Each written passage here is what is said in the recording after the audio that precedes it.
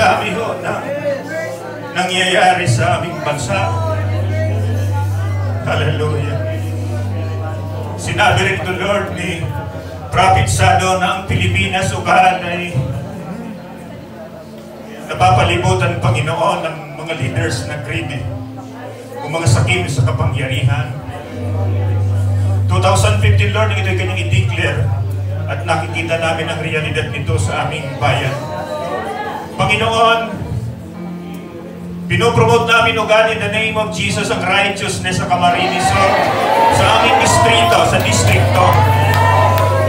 Na Lord, na ang nangyari sa Nepal, ang nangyari sa Indonesia, hindi mangyayari sa Pilipinas.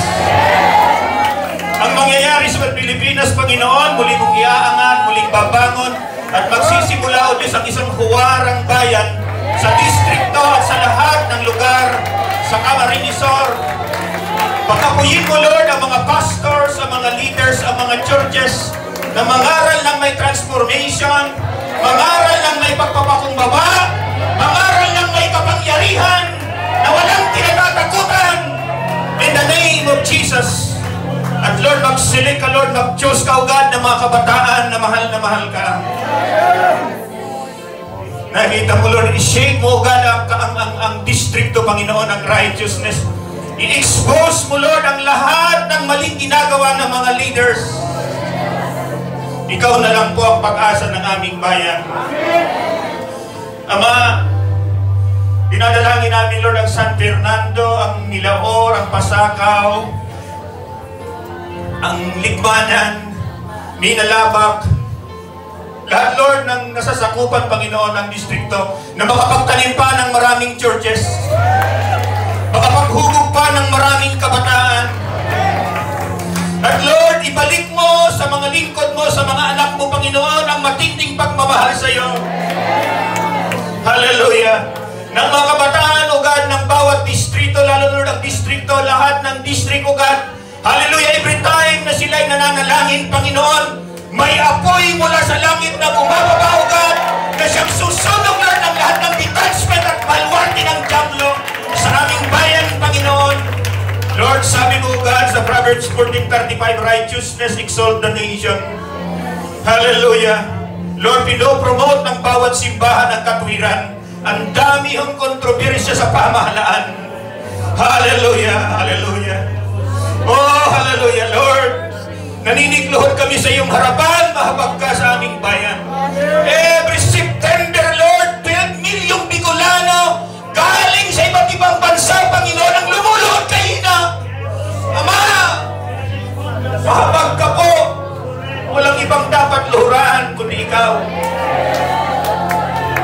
Panahon na, Panginoon, upang pukawin mo, gisingin mo mga pastors, mga leaders, mga kabataan, O God, na lumabas, may humayo, mangaral, isgaw ng katotohanan sapagkat anumang oras, Lord, darating ka.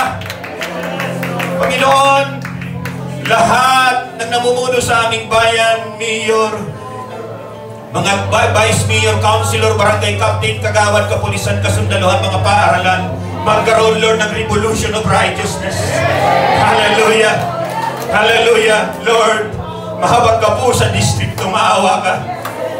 Pukawin mo ka ng aming mga damdamin na tanging ang salita mo lamang, O Diyos, ang magdadala ng genuine transformation sa buhay ng napakaraming tao sa aming bayan.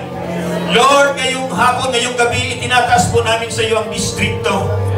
Magkaroon, Lord, ng miraculous event, O God, mga himala, mga tandaan, kababalaghan na hindi na nararanasan, muling ma-encounter, muling maranasan, Lord, ng bawat churches. In the name of Jesus, at maglagay ka, Lord, ng mga churches, O God, na unbreakable, unbeatable, winnable, fruitful, makapangyarihan churches, na ang mga lingkod mo lumalakad ng may kabanalan at kapakumbabaan. Ama, ngayong gabi, salamat po sa pagkakataon ng aming bayan, Lord. Naniniwala po kami na ang bawat patak ng luha ng iyong mga anak, Panginoon, diamond dito sa iyong paningin, hindi ito nawawala ng kabuluhan, at makikita namin, O Diyos, ang pagbabago sa aming bayan, lalo na, O Diyos, sa bawat distrito at ang distrito.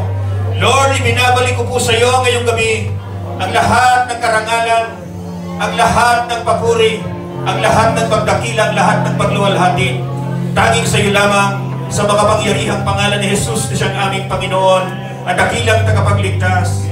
Amen.